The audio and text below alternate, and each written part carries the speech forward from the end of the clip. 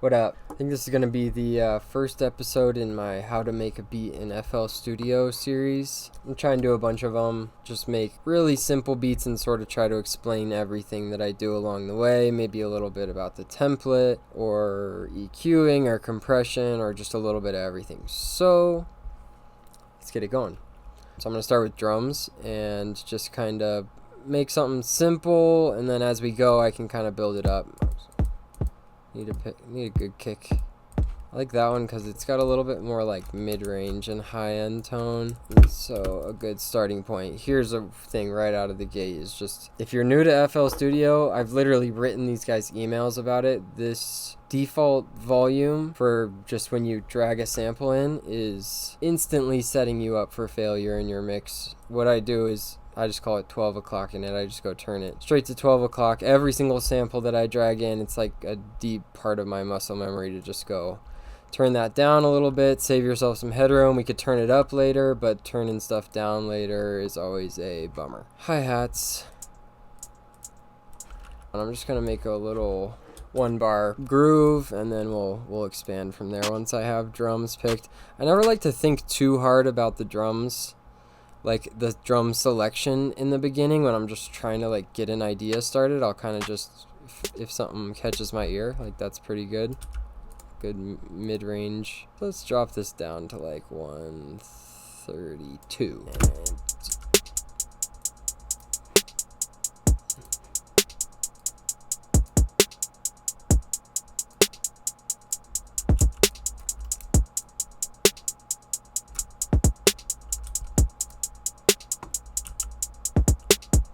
Yeah, I make beats just dragging samples in. I know obviously a lot of people in FL throw it into the sequencer.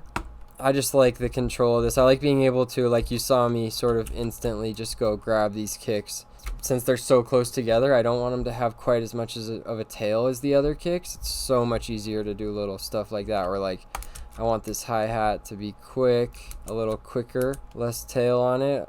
So I just can do that, which is just, it's not impossible. It's pretty easy to do in the sequencer as well, but I like to be able to like visually see it.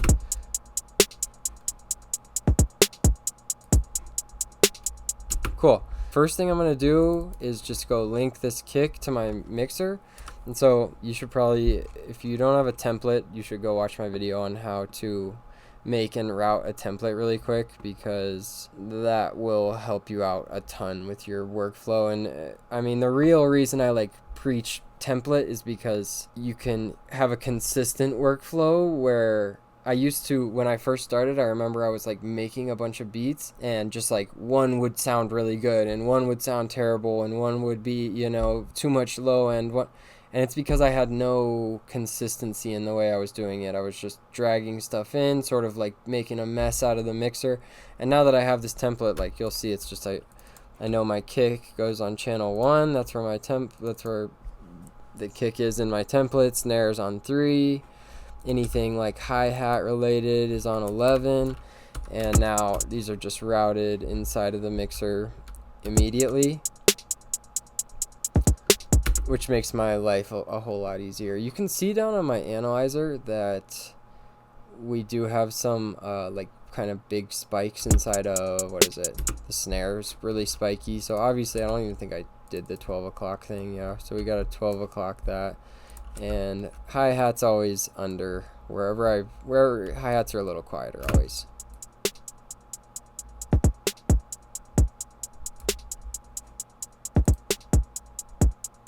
And I actually have a little room to go up, so maybe I'll go like there. Yeah, that's perfect. And snare a little more than that. And this is in my all stock FL Studio analyzer, which I also have a video on, so go watch that if you want a good analyzer that's completely free, obviously, and like ridiculously easy to set up. Go check that out. Okay, simple drums, we've got it. Now we're just going to get a simple little chord progression going. We'll just use flex and see what happens here, but I'm just going to do a little, just like a good little plucky sound. Actually, we could just go search that. Let's go to all plucky sounds. 2. Nah. Nah.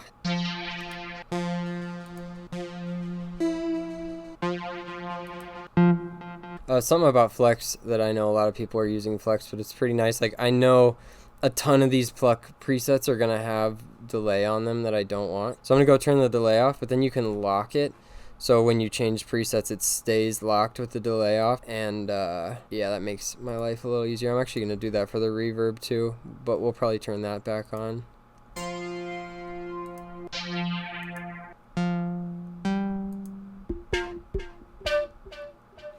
Interesting. Let's hear that. Even though I don't know where that delay is coming from. I don't want delay, but we'll make it work. So I recommend if you're a beginner producer, just learn one key. I don't really care what it is. I like E a lot. Like, you want to know, I don't know, if music theory interests you, you obviously want to like memorize every key, but don't do that from the start. It just creates a bunch of unnecessary problems that you don't need to deal with in the beginning. I just go in E minor, which I'm going to do right now.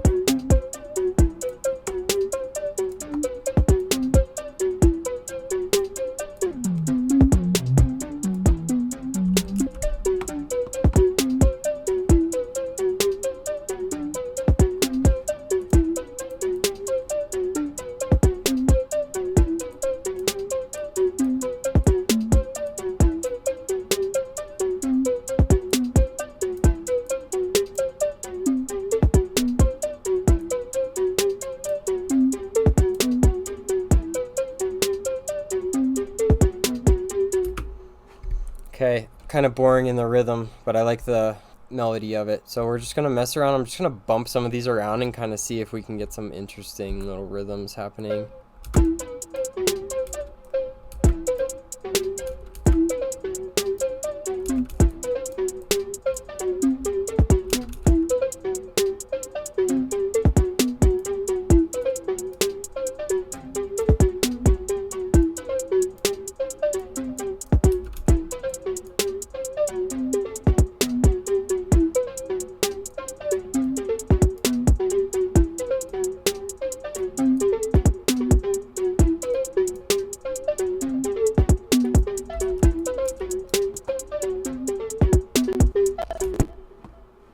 Not too bad.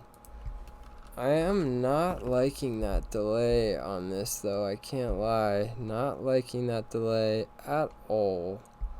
And I cannot figure out where it's coming from. Probably gonna switch it up now.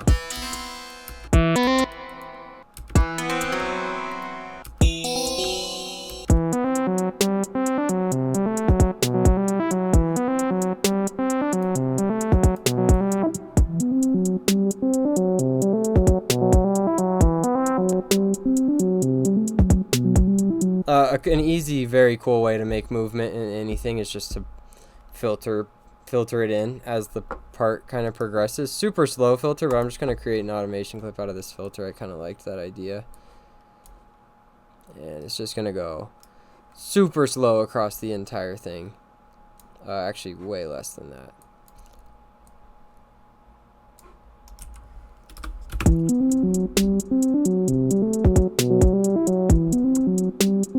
Just kind of grows as it progresses, and I still do want that reverb to be off.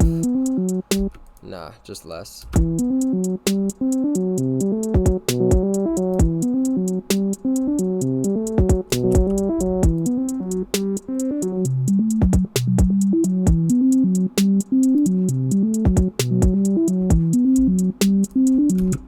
Maybe a little more.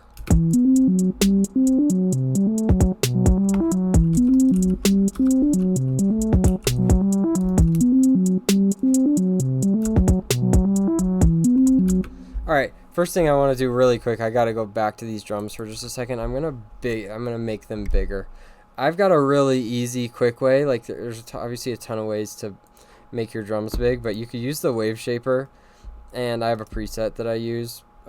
I called it drum boost, but really all that it is just draw this curve right here, and then make sure that that's perfectly diagonal. There's another video I have just like how to use the wave shaper. It's really powerful. And then I just boost this preamp up to, it's 156% for me, but that's like totally taste based, like if you, however you hear that, but this is gonna make the drums a lot louder.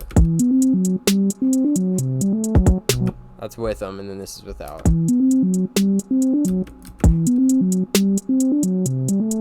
That's with them again. I'm actually gonna push this a little farther, up to like 170. I just go until I hear it being too crunchy, too just like smashed. Like you can hear it right away when it's too smashed or too compressed. And so, yep, that's for I might tweak that later on, who knows.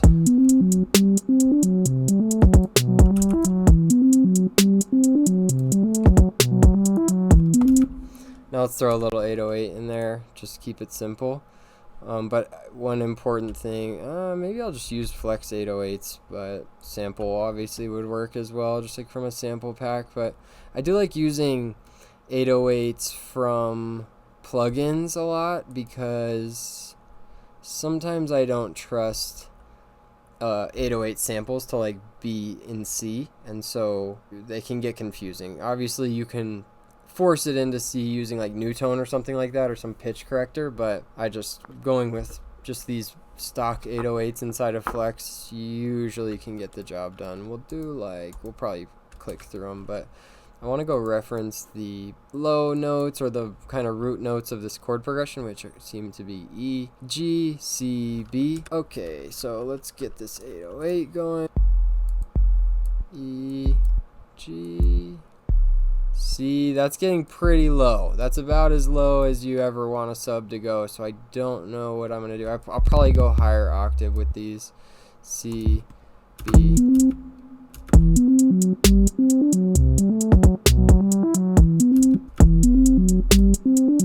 Alright, so once I get my things set, I really just like to drag them out, and I know that that's just like literally hitting exactly with it. It's not going to be super interesting sounding, but I just draw the notes in of my bass line. Like I know that those are going to line up well with the melody going on. So I don't even draw anything like that. I just kind of use the kick pattern. I like this kick pattern, and so I use that to kind of guide the 808s. Maybe I'm going to add a kick somewhere just to make it make a little more sense. Like, let's just go right here on the end of 2. Then I'm going to add one here as well, just so that it kind of lines up. And now you can see I've got these 4 notes that are going to match the melody.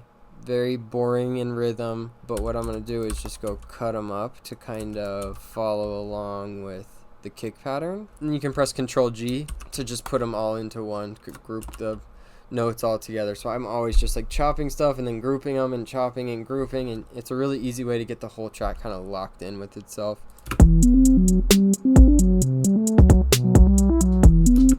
Let's get an 808 with a little more tone. Too much.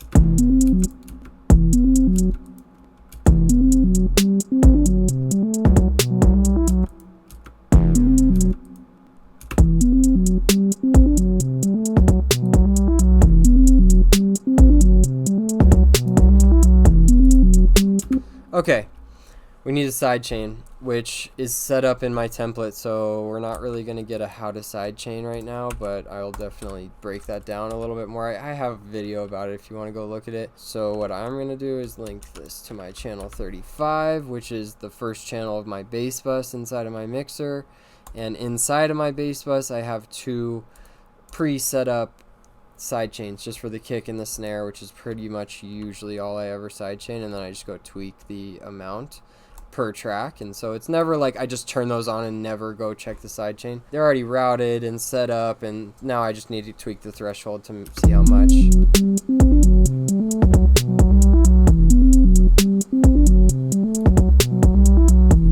And the snare.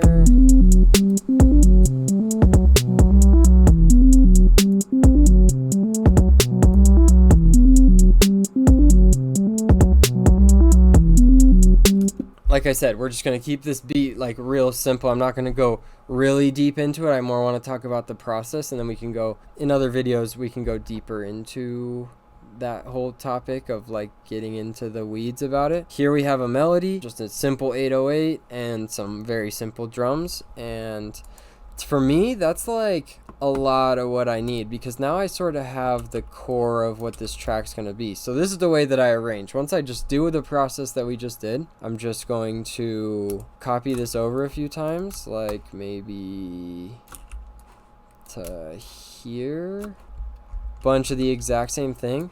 And now I sort of do some like subtractive editing. Like I know we're not going to have this 808 starting out, and because all of my drums I have are bussed so far into my drum bus, I can put effects on everything at once, obviously. And so I'm going to make a little kind of filter on off. So just use this double brick wall setup, and I'm just going to EQ these drums just for the intro part. It might even come a little bit later, but I want to we're going to do this pretty quick. All I'm going to do is I have that set up on my EQ, which is right here on the drum bus. I want this thing to be on only for the intro of the song. And so what I need to do, and something that beginners do all the time in FL, is create the automation clip in a different place than where you want it to be for the whole song. I mostly just want this EQ to be off for the entire song. So that's where I want to start the automation clip from. So I turn it all the way down, then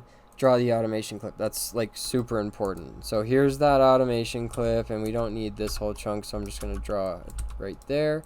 So just for this intro section, the EQ that I drew is going to be on, and then it's going to turn off right when everything kind of comes in. We're actually going to go, that's going to happen here, and for the total intro it's just going to be this melody part, and we're going to kind of hear it up until that point.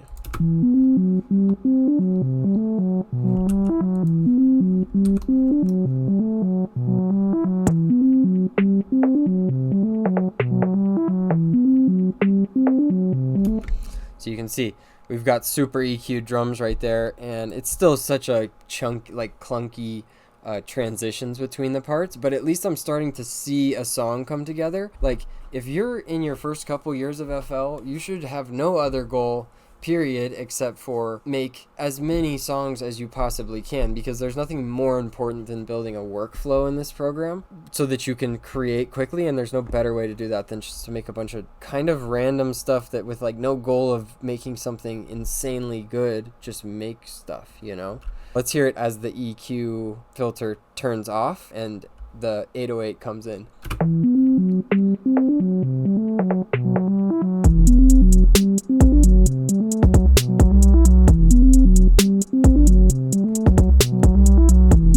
Nice. I'm now hearing one more thing that I want to do, which is when this whole thing comes in, I'm going to build this melody out a little bit more. It's kind of good for an intro, but it gets a little bit boring right here. So all I'm going to do is take this pattern 1 right where I want it to change and just make it unique. So now I have pattern 2. So everything I do to this won't affect all the pattern 1s, obviously. So I'm just going to draw in pattern 2s right here. Loop this section for a second. We're just going to decorate this melody a tiny bit. I'm just going to make these, especially these root notes of the chord changes, a little more prominent, with just some little chords happening on them is my first idea. So let's get a C here. You can see just octaves and another. Let's do octaves again. Oh, that's a B.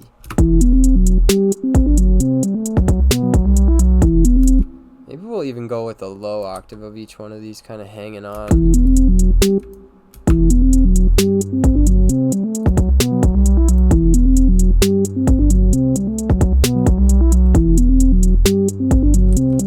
And few little high notes I'm going to throw in just to like give it some a new feeling from the intro.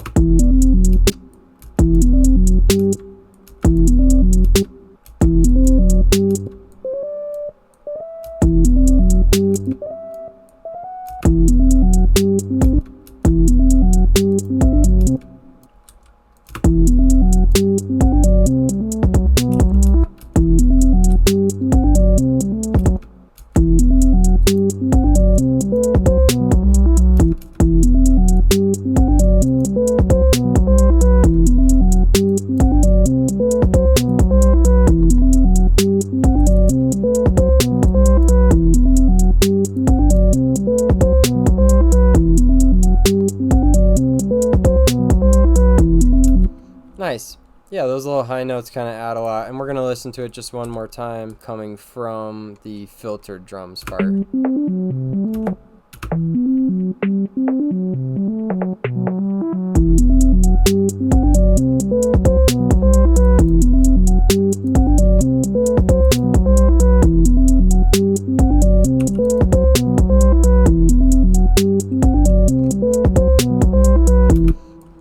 Nice. Let me do a couple things really quick. I'm not going to say much, but I'm just going to add in some little swells and crashes and stuff like that, and create some distance between these two parts, and then yeah, we'll call this thing done.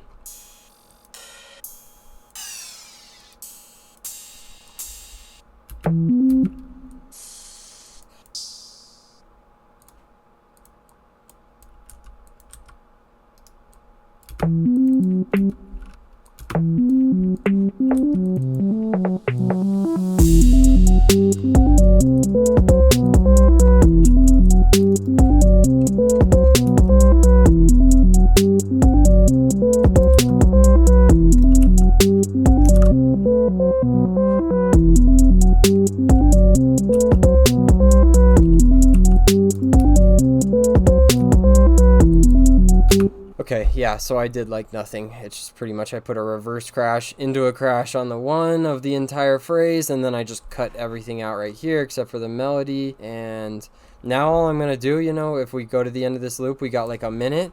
I'll probably duplicate this one time just to kind of have that structure of a full track, and then I'm going to use the intro as the outro. What do we got for length here? Around 2 minutes. So you could obviously just like repeat that process, maybe in this B section, another variation right here, or some layer element comes in on this melody part. But it's like, that's exactly what I just did is what you should do, I think, for your first like 100 beats as a producer. There's so much that can be learned inside of just like repeating that process, because now all it is, if you want to make like it's something that's like a really good beat, just do exactly what I did, but just pay way more attention to detail. And it doesn't have to be more than that. Like, you know, we used a little bit of compression, a little bit of reverb, a little bit of EQ, and you have something that's like pretty solid. Yeah, just make beats. Peace.